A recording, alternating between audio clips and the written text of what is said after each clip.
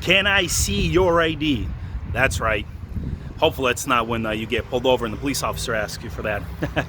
But I want to talk to you guys about our kingdom identity and purpose. And I don't want this word to sound so redundant, like, okay, Stan, what do you mean by my kingdom identity and purpose? I personally believe that every born individual that is born on the face of this earth, whether they know God, they don't know God, whether they serve Him, don't serve Him, or they serve other gods and other religions, absolutely every born individual on the face of this earth, all over every country, in every continent, already has deposited in their heart and in their spirit man, by the hand of God Himself, by God Himself, personal kingdom identity and purpose that they need to fulfill upon this earth. The question is whether they discover it or not. It's totally different.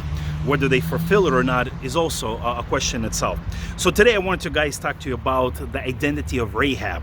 Rahab, the prostitute, as we know from the Bible, and share a few examples or a few points from her personal life. And I wanted to kind of use this maybe analogy or this example concerning the identity of Rahab from the Bible, is that God does have a sense of humor.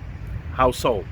Here you have an individual who, by her profession at that given moment, that she was a prostitute. And I don't think I need to explain to you who a prostitute is and what she does. But she recognized and she found out that the Israelites were approaching her city, and they already heard many stories of about the powerful God of Israel destroying their enemies. And when she found out and discovered that there were these two spies who came into her city, she invited them into the room, and she's like, "Hey guys, I know who you are. We heard about you. We're all in fear and trembling, and they're looking for you.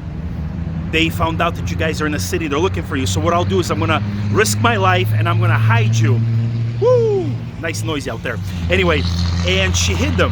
And when they came into her place, like, "Hey, did you see any spies?" She's like, "Oh no, they left. I don't know what you guys talking about." So she risked her own personal life by hiding those two Israeli spies.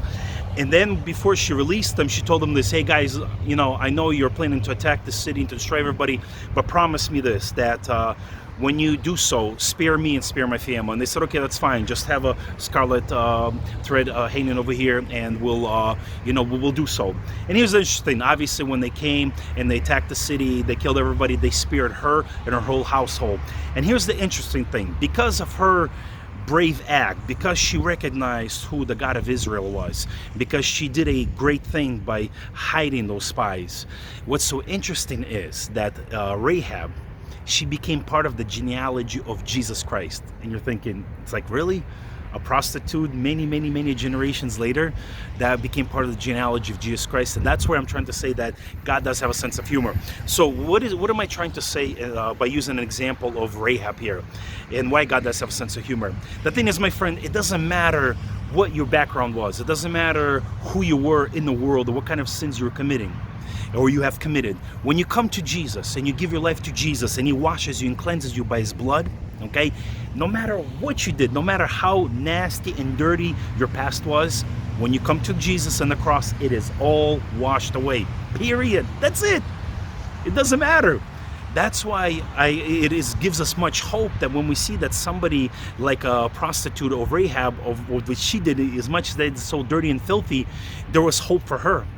That means there's absolutely hope for any of us. So do not allow, my friend, your past to haunt you by thinking, well, I was a criminal. I spent 20 years in prison. Maybe I was a prostitute. Maybe I did X, Y, and Z. Or maybe, I committed some serious crimes. It doesn't matter, my friend. After Jesus forgives you and washes you by His blood, you're a brand new creation. So that's why let this encourage you, my friend, that there is hope for you. There's a future for you. God has a purpose and a calling for you. And discover that. Discover what is it that God now, since you've become born again and become a child of God, what can you do right now? What are the gifts that God has given you? What is God stirring in your heart? What's giving you? What are things become passionate to you? What are the things that are continually the Holy Spirit is stirring your heart? Pay attention to those things and begin to act upon them. And who knows?